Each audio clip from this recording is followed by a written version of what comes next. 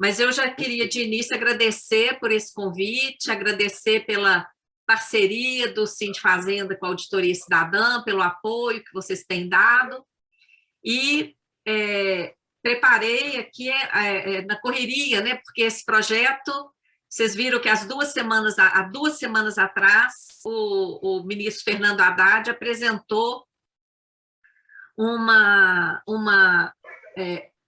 fez uma pequena apresentação, né, de PowerPoint ali numa reunião com seus secretários, e ontem é que o projeto foi efetivamente apresentado à Câmara. Tá? Eu vou pedir para todo mundo que está entrando na sala para ir fechando os microfones para a gravação ficar boa, tá? Para depois vocês poderem utilizar. Então, deixar para abrir só quando for fazer perguntas depois. Então, o tema, arcabouço fiscal, os impactos da nova regra sobre os servidores. A primeira, antes de entrar nos dados do arcabouço em si, eu queria mostrar para vocês onde é que, de fato, está o problema das contas públicas. Olha esse gráfico aí construído com dados oficiais. Nós temos aí, vejam bem, o gasto com a dívida é essa reta alta que vocês estão vendo aí, em cor verde, sempre passando aí de muito mais de 1 trilhão todo ano. E, recentemente, passou de 2 trilhões. Depois vem a reta da Previdência. Vocês estão vendo a terceira aí, a reta do pessoal em cargos? Essa de pessoal em cargos inclui todo o pessoal, servidores públicos federais, ativos, aposentados e pensionistas, e todos os encargos legais. Inclui tudo. Então, o problema, eu pergunto para vocês, onde é que está o rombo do gasto público? Está no gasto com o pessoal ou está no gasto com a dívida? De início, já é evidente que está no gasto com a dívida, né? Depois, apesar do aumento da população, nós vimos aí nesse gráfico um panorama de 22 anos. Esse gráfico mostra a situação de 2000 a 2022. Então, apesar do aumento da população, da demanda crescente e tudo mais, os recursos destinados ao Serviço Público Federal têm se mantido constante, como vocês viram. A reta está ali uma coisa parada, constante. Nós temos visto insuficiência de pessoal em todos os órgãos. Por quê?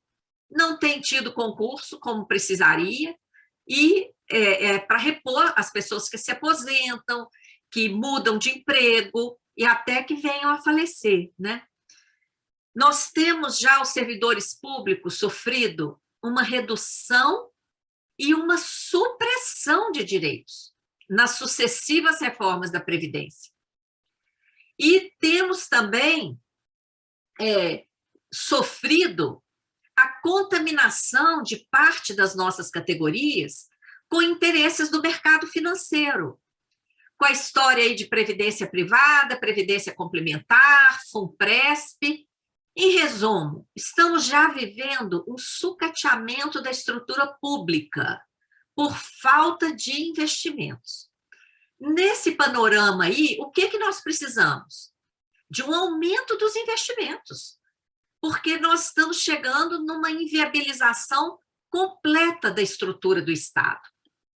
Mas qual é a linha do novo arcabouço fiscal?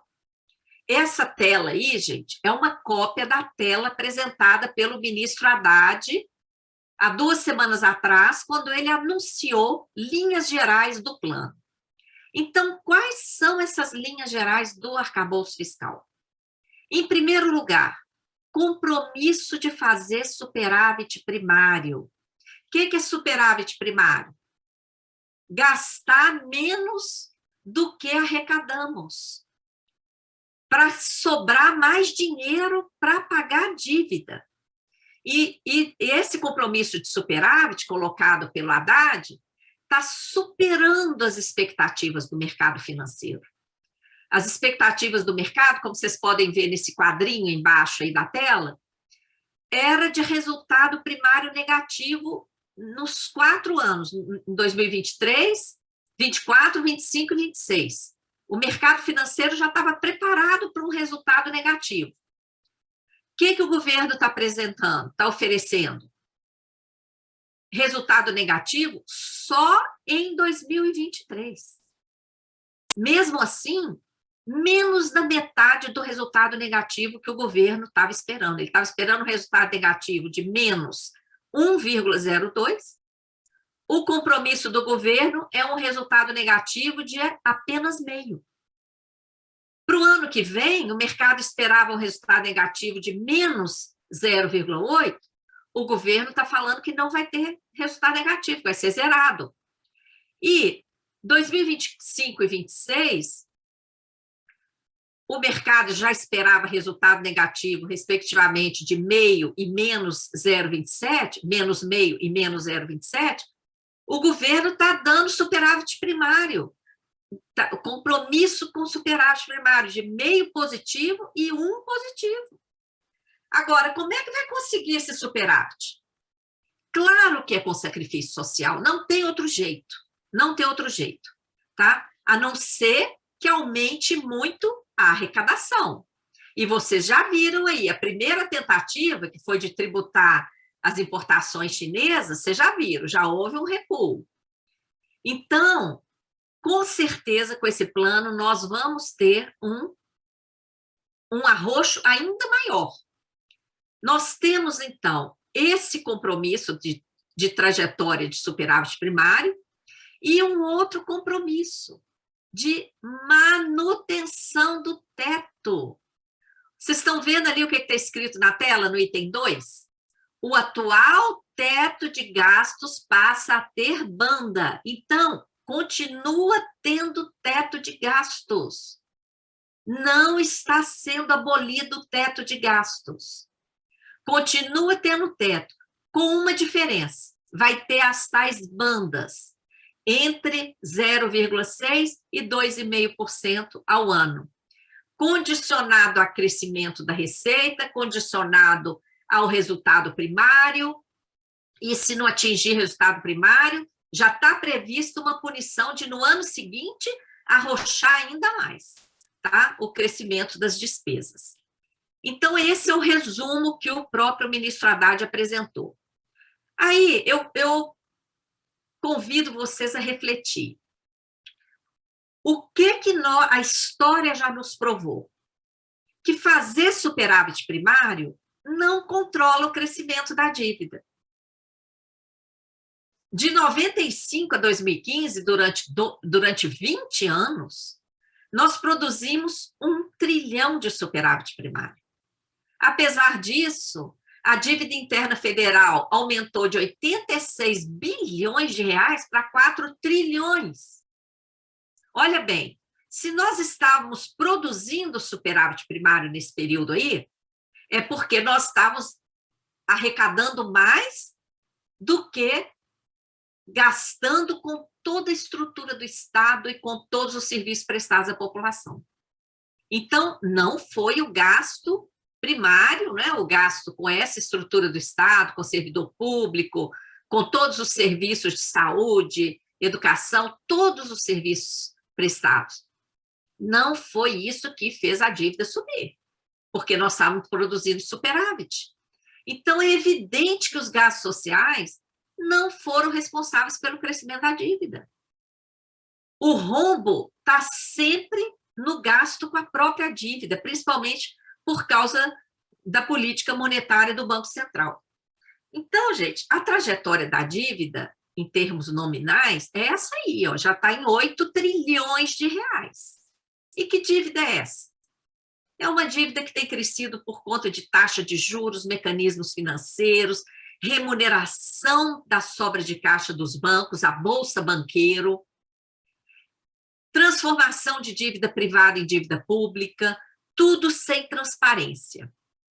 Esse gráfico, ele mostra o privilégio da dívida. E o que o arcabouço fiscal faz?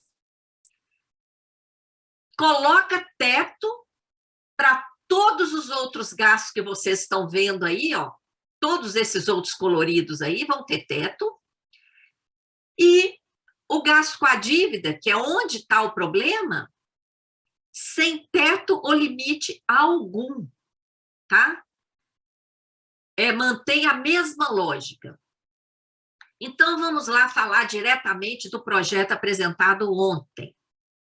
O governo assume que o teto vigente está sendo mantido, apenas com uma correção real, que ele chamou das despesas do ano anterior.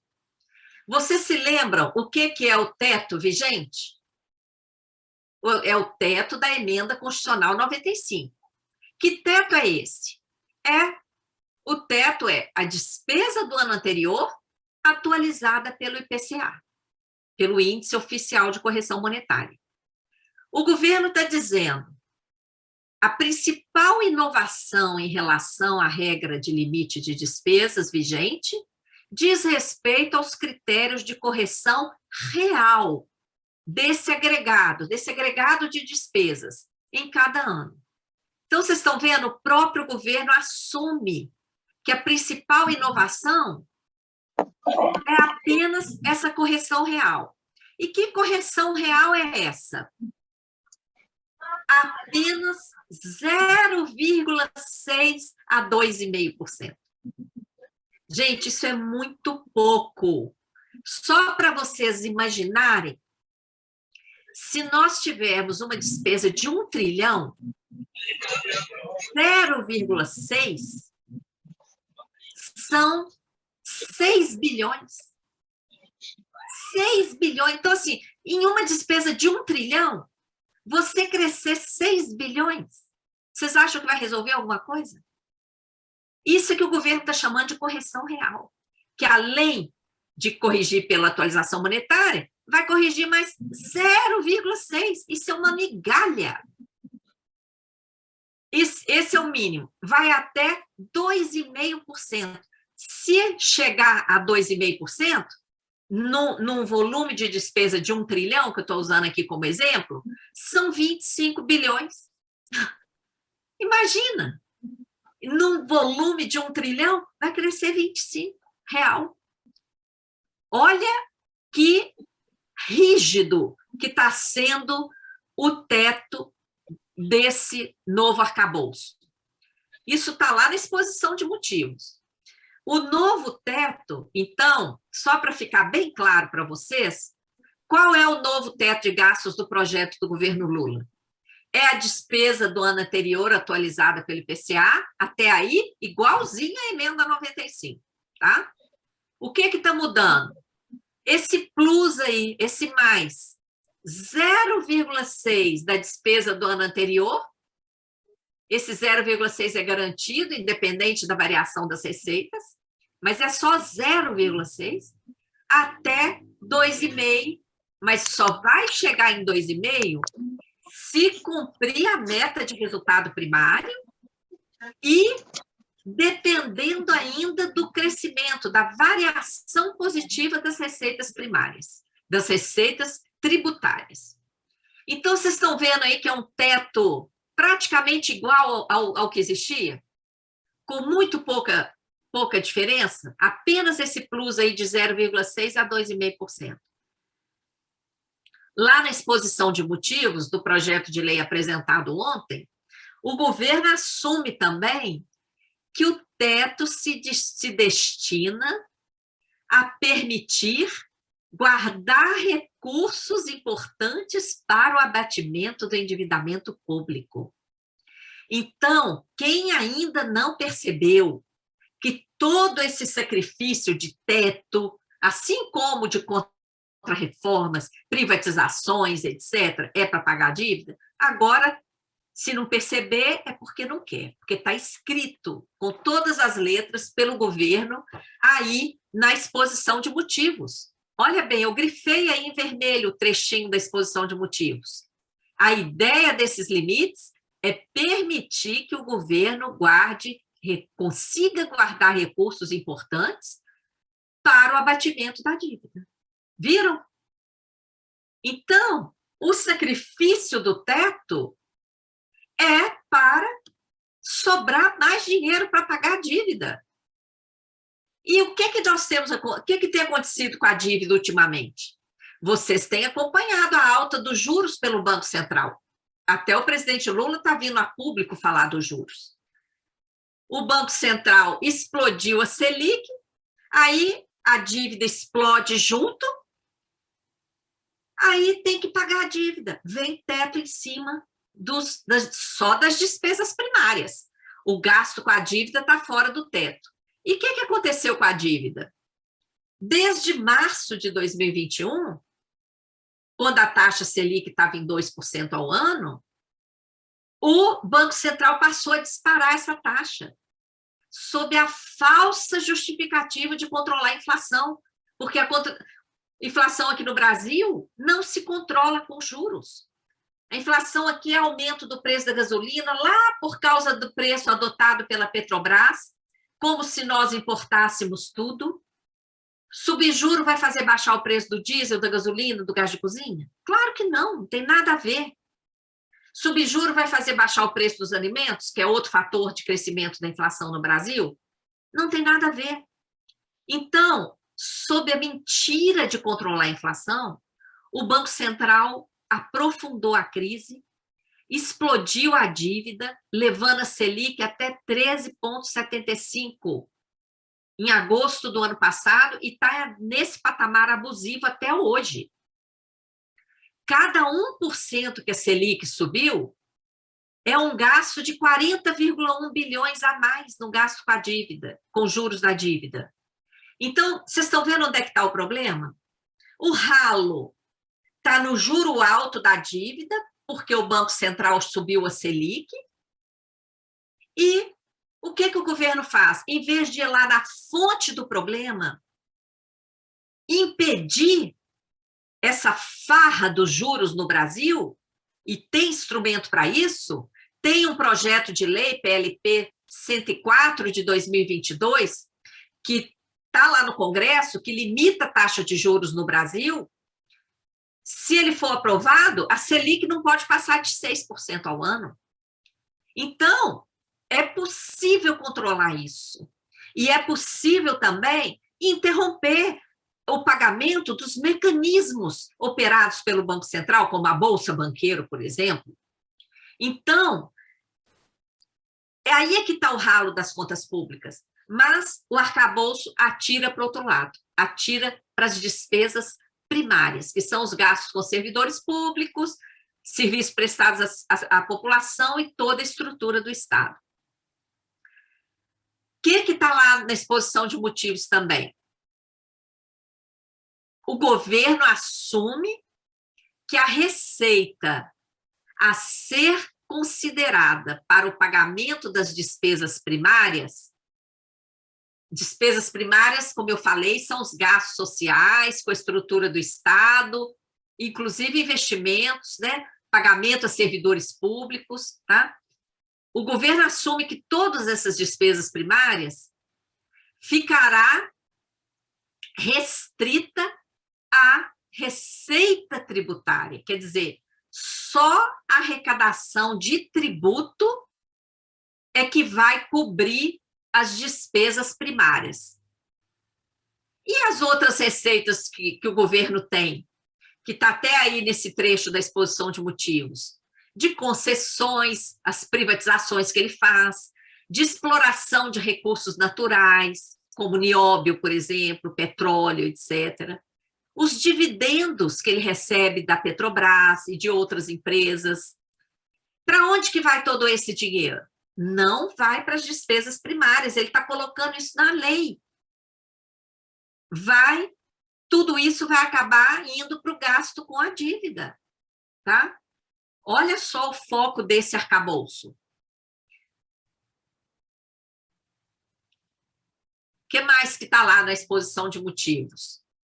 Ele assume que o teto de gastos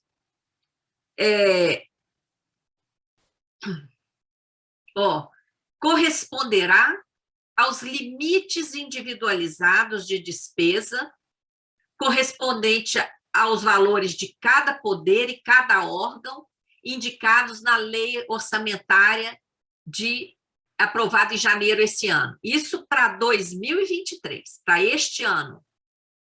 Então, para esse ano, gente, o que nós temos é o que está na lei orçamentária que foi aprovada em janeiro de 2023. Ponto. Tá?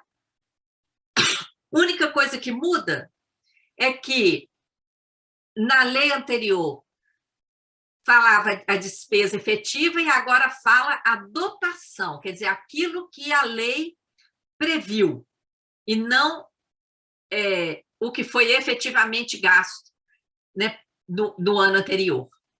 Mas isso não vai modificar praticamente nada. Vocês devem estar vendo aí uma propaganda grande, né, que inclusive pessoal que é de oposição ao governo está falando que tem muita coisa fora do teto. A grande mídia ontem, eles estão vendo que o mercado está festejando muito esse arcabouço, né? Porque esse arcabouço está excelente para o mercado financeiro. E aí, eles estão querendo criticar de alguma forma, né? Para não deixar parecer o tanto que o mercado está feliz com esse arcabouço. Então, o que nós fizemos? Olhamos aí o que está sendo excluído do teto, todas essas despesas que estão nessa tela, diversos tipos de transferências, outros créditos extraordinários, despesas não recorrentes da Justiça Eleitoral com realização de eleições, aumento de capital de empresas não dependentes, exceto as financeiras.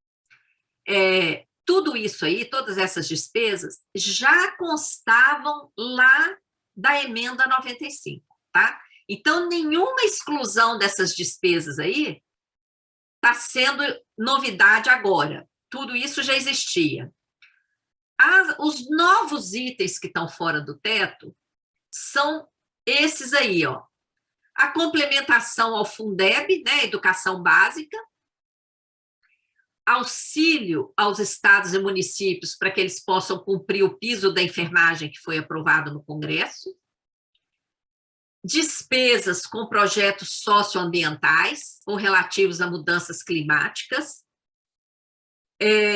despesas custeadas com receitas próprias de universidades e de outras empresas públicas e hospitais, institutos federais. Isso aqui é muito importante, tem muita gente achando que as despesas das universidades vão ficar fora do teto. Não, não está fora do teto, não. Somente aquelas custeadas com receitas próprias. Vou dar um exemplo aqui da UNB. O orçamento da UNB entra no teto. O que fica fora? A receita de aluguéis, por exemplo, todo mundo sabe, a UNB tem vários apartamentos aqui em Brasília. A receita desses aluguéis que ela recebe é que podem ficar fora do teto. Vocês estão vendo que são coisas mínimas, né? Que estão ficando fora do teto. O que mais? Pagamento de parte dos precatórios. Não é tudo, não. Só uma parte. O que mais? Despesas custeadas com recursos oriundos de transferências dos estados e municípios para a União, para obras públicas. Transferências entre os entes federados, com recursos de concessões florestais e alienação de imóveis. Olha só, isso aí pode, inclusive, levar a privatizações, hein? Despesas relativas à cobrança pela gestão de recursos hídricos à Agência Nacional de Águas e Saneamento Básico. Vocês estão vendo? Esses itens aí são apenas uma pequena parte do total de gastos, tá? E, em alguns casos, ainda podem levar a privatizações. No caso de investimentos, os investimentos estão limitados, podendo ser ampliados somente se for superada a meta de resultado primário. E mesmo assim, de forma limitada. Gente, o projeto é tão restrito que até para o próximo governo, olha lá, de 2025 a 2028, já fala que o, o, o valor excedente do investimento não vai poder ultrapassar 25 bilhões. Agora eu vou chegar no ponto que mostra diretamente o impacto para servidor público. Vocês já viram até aqui. O teto está mantido. Todo mundo entendeu isso? O teto está mantido apenas com aquelas bandas de 0,6% a 2,5% da receita do ano anterior. Tá? Então, esse vai ser o teto geral. Todas as despesas primárias, que são as despesas com a manutenção do Estado, aí entra toda a manutenção dos órgãos, inclusive servidores públicos, e serviços prestados à população. Todas essas despesas, elas vão ter que caber dentro desse novo teto, ok? E aí, olha bem, o governo já está cogitando mudar aqueles artigos da Constituição que tratam do piso para saúde e educação. Olha isso, gente.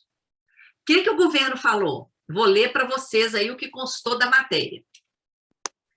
Segundo a equipe econômica, esses pisos criam problemas, porque os gastos totais do governo estão submetidos a uma regra geral, quer dizer, eles não quiseram falar a palavra teto.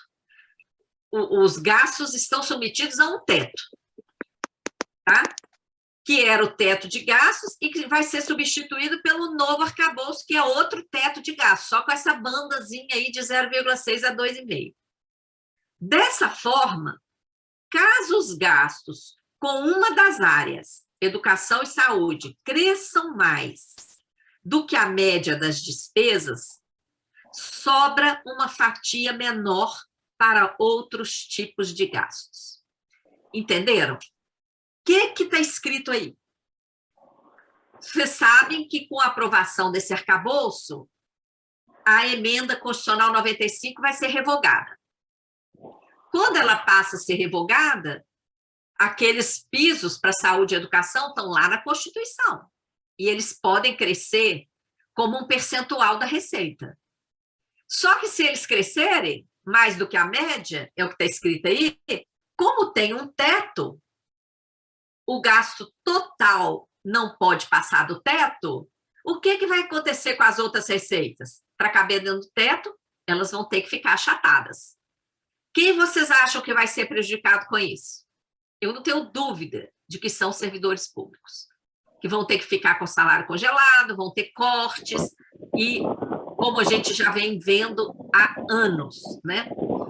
Em resumo, as ameaças para servidores públicos, de cara, podem ser resumidas nessas aí, ó. Em primeiro lugar, disputa entre áreas sociais. O PLP 93, eu vou pedir quem está com o microfone aberto para fechar, senão a gravação vai ficar ruim para vocês aproveitarem depois. Tá? Acho que é Marco Aurélio que está com o microfone aberto. Então, olha, primeiro, disputa entre áreas sociais. O projeto de lei apresentado ontem pelo governo Lula ao Congresso, PLP 93/2023, impõe uma nociva disputa de recursos entre as diversas áreas sociais. É isso que eu falei, se alguma área crescer mais, a outra vai ter que sofrer corte. No entanto, ele deixa livre os gastos que, de fato, teriam que ser disciplinados, que são os gastos com a chamada dívida pública nunca auditada, como eu mostrei lá na primeira tela para vocês. Então, esse é o primeiro problema para servidor público. Nós vamos disputar recursos, porque o conjunto vai ter que caber dentro do teto. E vocês já viram o que o governo vai falar na mesa de negociação, né? Ah, se eu der reajuste para vocês, eu vou ter que cortar a Bolsa Família de quem está passando fome. Eu vou ter que cortar na área da saúde de quem já tem aí, não está tendo acesso a cirurgias e tudo mais.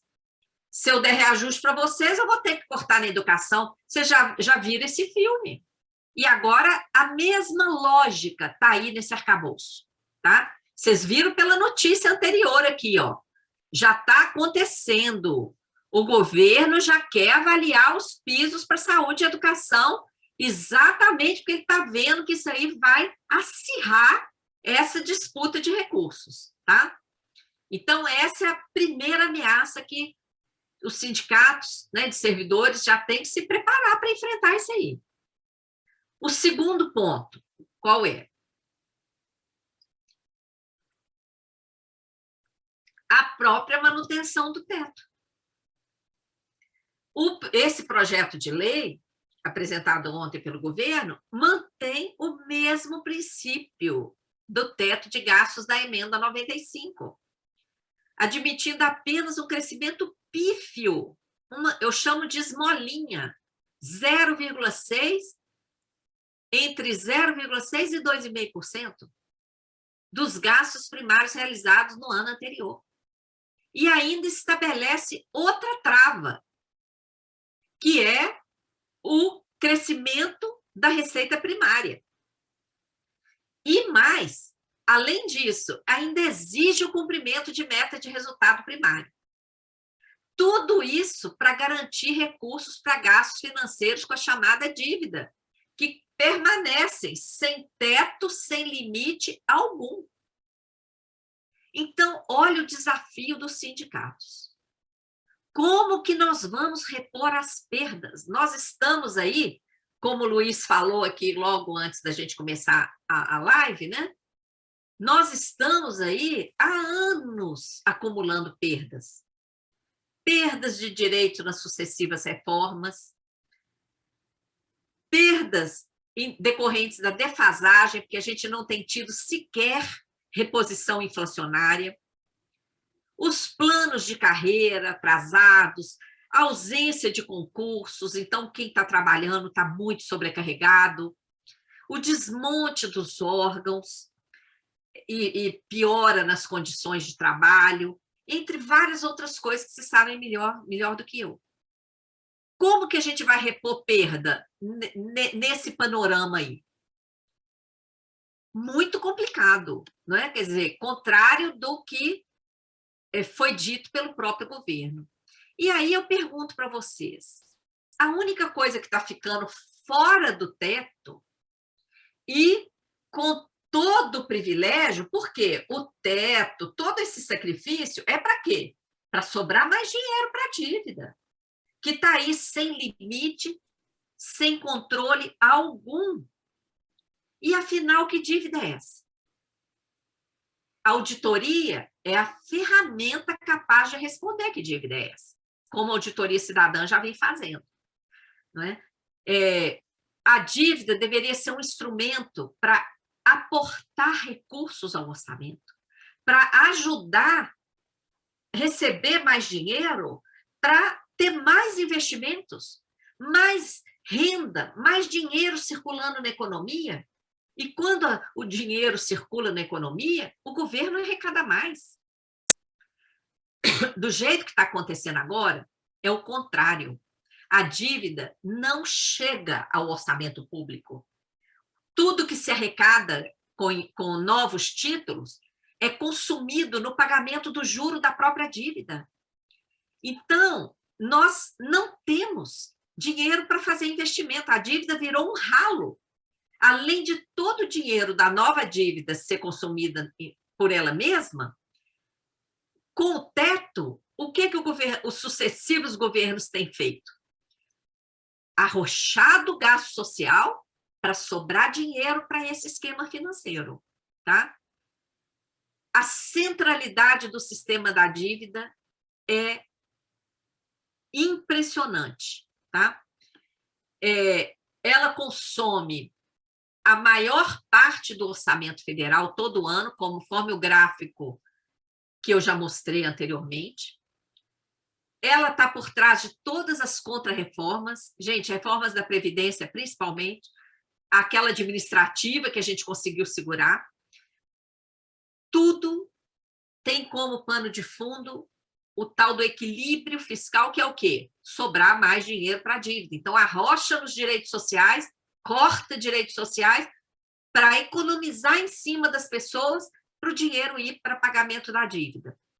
A dívida também tem sido a principal causa justificativa para privatizações. Temos perdido patrimônio para pagar essa dívida.